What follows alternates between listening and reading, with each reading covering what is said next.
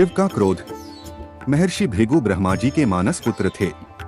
उनकी पत्नी का नाम ख्याति था, जो दक्ष की पुत्री थी। महर्षि भृगु सप्तर्षिमंडल के एक ऋषि हैं। सावन और भाद्रपद में वे भगवान सूर्य के रथ पर सवार रहते हैं। एक बार की बात है, सरस्वती नदी के तट पर ऋषिमुनि एकत्रित होकर इस विषय पर चर्चा कर रहे थे कि ब्रह्मा जी, शिव जी और श्री विष्णु में सबसे बड़े और श्रेष्ठ कौन है। इसका कोई निष्कर्ष न निकलता देख उन्होंने त्रिदेवों की परीक्षा लेने का निश्चय किया और ब्रह्मा जी के मानस पुत्र महर्षि भृगु को इस कार्य के लिए नियुक्त किया। महर्षि भृगु सर्वप्रथम ब्रह्मा जी के पास गए।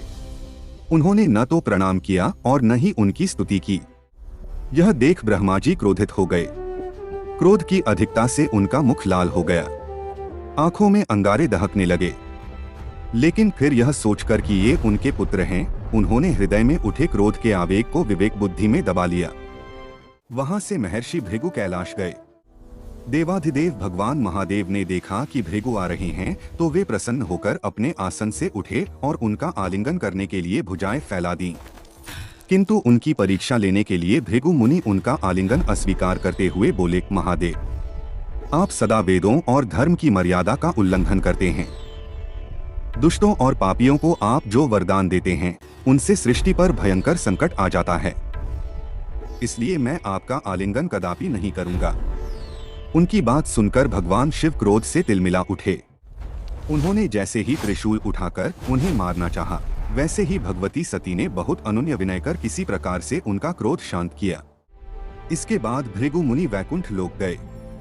उस समय भगवान श्री विष्णु देवी लक्ष्मी की गोद में सिर रखकर लेटे थे। भृगु ने जाते ही उनके वक्ष पर एक तेज लात मारी।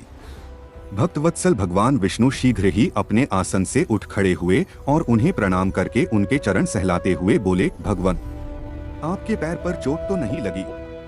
कृपया इस आसन पर विश्राम कीजिए।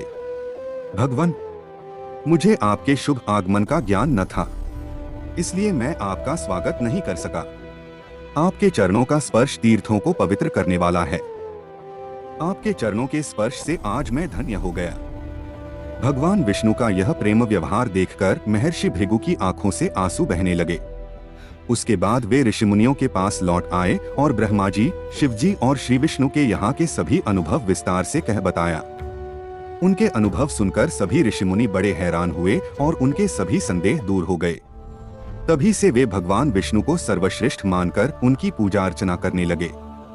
वास्तव में उन ऋषिमुनियों ने अपने लिए नहीं बल्कि मनुष्यों के संदेहों को मिटाने के लिए ही ऐसी लीला रची थी।